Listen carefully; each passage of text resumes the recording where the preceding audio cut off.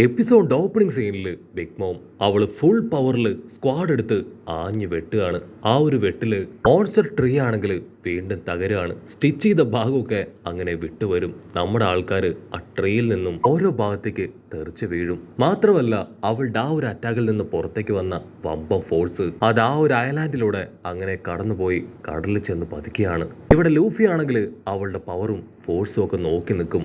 അപ്പൊ അവള് നിലവിളിച്ച് ചോദിക്കും, എന്റെ വെഡ്ഡിങ് കേക്ക് അതെവിടെ? ഇതെനിക്ക് കിട്ടിയിട്ടില്ല എങ്കിൽ നിങ്ങളുടെ യഥാർത്ഥ രൂപം കാണുമെന്ന് പറയും.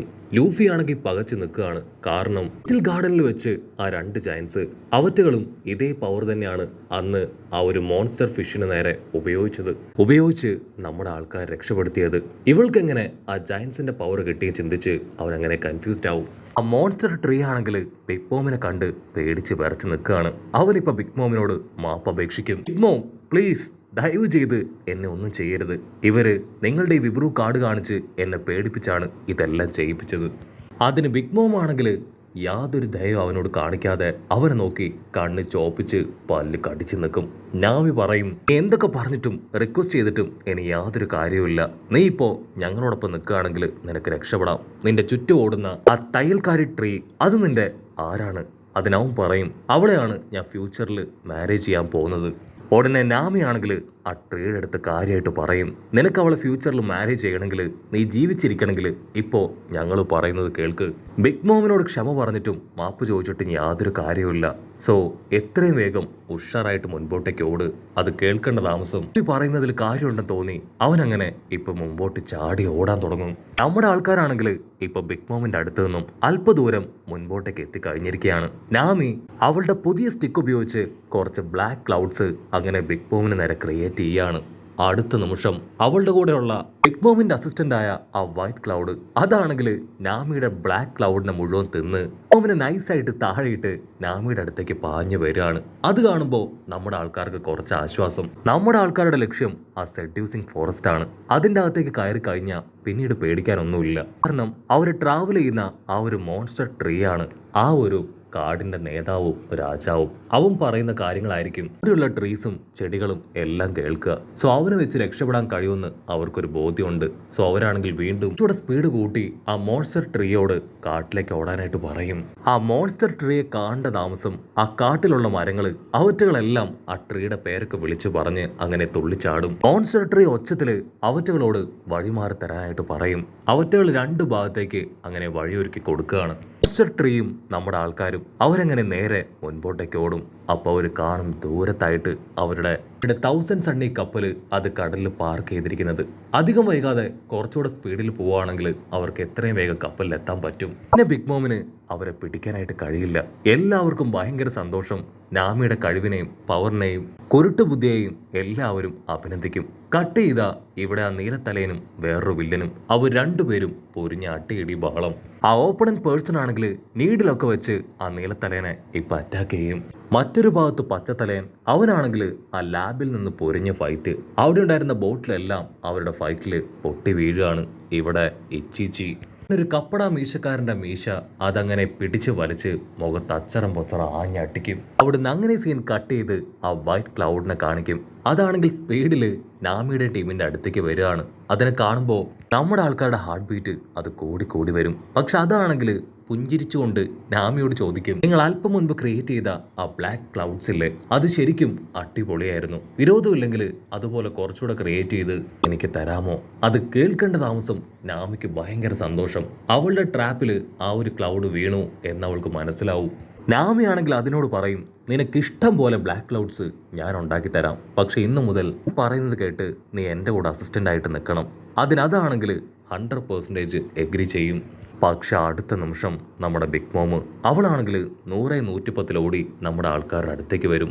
അവളിപ്പോഴും ആ വെഡ്ഡിങ് കേക്ക് അത് തന്നെയായിരിക്കും തിരിച്ചും മറിച്ചും നമ്മുടെ ആൾക്കാരോട് ചോദിച്ചു കൊണ്ടേയിരിക്കുക. ലൂഫിക്കാണെങ്കിൽ ബിഗ് മോമിന്റെ ഈ ഒരു അലർച്ച അവൻ ഒട്ടും ഇഷ്ടപ്പെടില്ല. അവൻ ഫുൾ കലിപ്പില് പല്ല് കടിച്ച് അങ്ങനെ ബിഗ് മോമിനെ നോക്കും. ആ മോൺസ്റ്റർ ട്രീ ആണെങ്കിൽ അവിടെയുള്ള മരങ്ങളോട് വഴി മാറി തരാനായിട്ട് പറയും. അതനുസരിച്ച് അവറ്റകളും വഴിമാറി നമ്മുടെ ആൾക്കാർ അങ്ങനെ മുൻപോട്ടേക്ക് കുതിച്ചു പായാണ്. അടുത്ത നിമിഷം ബിഗ് മോം അവള് നിലവിളിക്കും, നിങ്ങൾ സ്റ്റോപ്പ് ദ ഫക്ക്.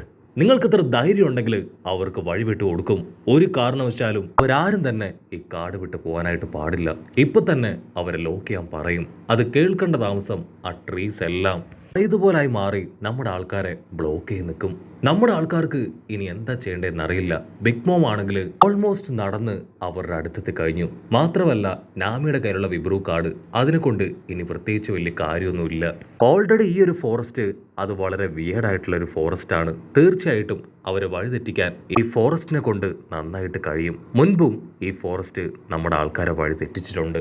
ഉടനെ നാമിക്കാണെങ്കിൽ ഒരു ബുദ്ധി വെളിച്ചം ഉണ്ടാവും. അവൾ വീണ്ടും ആ മോൺസ്റ്റർ ട്രീയെ അവന്റെ ഗേൾ ഫ്രണ്ടിനെ കാണിച്ചു കൊടുക്കും. നീ അവളെ കാണുന്നില്ലേ? ബിഗ് മോം ഇവിടേക്ക് വന്ന് നമ്മളെ എല്ലാവരും അറ്റാക്ക് ചെയ്യും. ഞങ്ങളെയും നിന്നെയും നിന്റെ ഗേൾ ഫ്രണ്ടിനെയും എല്ലാവരെയും അവൾ കൊല്ലും. നിനക്ക് അവളുമായിട്ട് ഹാപ്പി ആയിട്ട് ജീവിക്കണമെങ്കിൽ നീ എന്തെങ്കിലും ചെയ്യണം. ാണെങ്കിൽ അത് കേൾക്കേണ്ട താമസം മറ്റൊന്നും ചിന്തിക്കാതെ മുൻപിലുള്ള ട്രീസിനെ എല്ലാം വെട്ടിയെറിഞ്ഞ് മുൻപോട്ടേക്ക് കുതിക്കും. അത് കണ്ട് നമ്മുടെ ആൾക്കാർക്കും വല്ലാത്തൊരു ഹോപ്പ് തോന്നും. അവരും അവരെ കൊണ്ട് പറ്റും പോലെ ആ ട്രീസിനെ എല്ലാം വെട്ടിയെറിഞ്ഞ് മുൻപോട്ടേക്ക് പോവാണ്. ട്രൂയും സാഞ്ചിയും എപ്പോഴത്തേതും പോലെ ക്യാഷ്വലായിട്ട് ഒരു സിഗരറ്റൊക്കെ കത്തിച്ച് അങ്ങനെ ബിഗ് മോമിനെ തന്നെ നോക്കി നിൽക്കും. കട്ട് ചെയ്ത ആ പ്രൊമത്യൂസ് സൺ പവർ അതിപ്പോ അതിന്റെ ഫുൾ പവറിൽ അങ്ങനെ എൻലാർജ്ഡ് ആവുകയാണ്.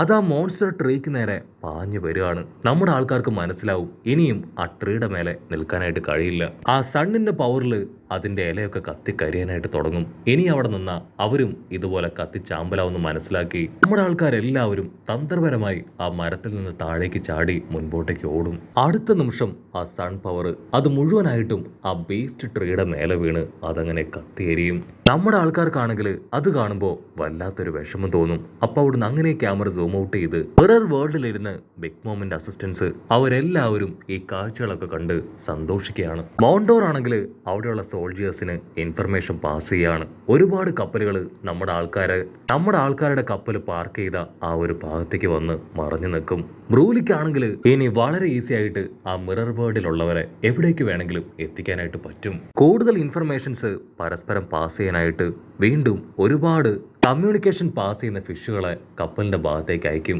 മറ്റൊരു ഭാഗത്ത് സണ്ണി കപ്പലിലും ഇപ്പൊ ഒരുപാട് വില്ലന്മാര് അങ്ങനെ കയറി പതുങ്ങിയിരിക്കുകയാണ്. കപ്പോംസിനാണെങ്കിൽ എങ്കിലും അവന്റെ ആൾക്കാരും ഫാമിലി ആയിട്ട് അവിടുന്ന് രക്ഷപ്പെട്ടു പോകണം. പക്ഷേ വില്ലന്മാരാണെങ്കിൽ അവനെയും വളഞ്ഞു കഴിഞ്ഞു. അടുത്ത നിമിഷം അവനെ ഞെട്ടിച്ചുകൊണ്ട് പുട്ടിങ് അവന്റെ മുൻപിലേക്ക് വരും. പുട്ടിങ്ങിനെ കാണേണ്ട താമസം അവനൊരു ഗണ്ണെടുത്ത് അവൾക്ക് നേരെ പോയിന്റ് ചെയ്യും. അതിനവള് പറയും, ഞാൻ ഫൈറ്റ് ചെയ്യാനല്ല, എനിക്ക് അത്യാവശ്യമായിട്ട് എന്റെ സിസ്റ്റർ ഷിഫോണിനെ ഒന്ന് കണ്ട് ചില കാര്യങ്ങൾ സംസാരിക്കാനുണ്ട്. അതിന് കപ്പോംസും ഓക്കെ പറയും. പുട്ടിങ് ആണെങ്കിൽ ഷിഫോണോട് പറയും, എനിക്കിപ്പോ നിന്റെ സഹായം അത്യാവശ്യമായിട്ട് വേണം. നിനക്ക് നന്നായിട്ട് കേക്ക് ഉണ്ടാക്കാൻ അറിയില്ലേ? നമ്മുടെ അമ്മയ്ക്ക് നമ്മൾ രണ്ടുപേരും ചേർന്ന് ആ വെഡ്ഡിങ് കേക്ക് ഉണ്ടാക്കി കൊടുക്കണം. അല്ലെങ്കിൽ അമ്മയെ കൺട്രോൾ ചെയ്യാനായിട്ട് കഴിയില്ല. ഷിഫോൺ ആണെങ്കിൽ അത് കേൾക്കേണ്ട താമസം, എന്നെ കൊണ്ട് പറ്റില്ല. ഞാൻ ഒരിക്കലും ഇനി ഈ ഒരു കൺട്രിയിലേക്ക് പോലും തിരികെ വരില്ല. ലോലയെ പോലെ ഞാനും ഇവിടം വിട്ട് പോവാണ്. എനിക്ക് എൻ്റെ അമ്മയെ കാണുന്നത് പോലും ഒട്ടും ഇഷ്ടമല്ല. എന്നെ അവര് ഒരുപാട് ഉപദ്രവിച്ചു, പീഡിപ്പിച്ചു. ഇനി ഞാൻ ഇവിടെ നിൽക്കില്ല. അതിന് പുട്ടിങ് പറയും, അമ്മയെ കൺട്രോൾ ചെയ്യാൻ മാത്രമല്ല ആ സ്ട്രോ ഹാറ്റ് ടീമിനെ അവരെ രക്ഷിക്കാൻ കൂടെയാണ് ഞാൻ ഇങ്ങനെ ഒരു സഹായം നിന്നോട് ചോദിക്കുന്നത്. അത് കേട്ട് നമ്മുടെ ഷിഫോൺ അവൾ ഷോക്ക് ആവുന്നതോട് കൂടെ ഈ ഒരു എപ്പിസോഡും അവസാനിക്കുന്നു.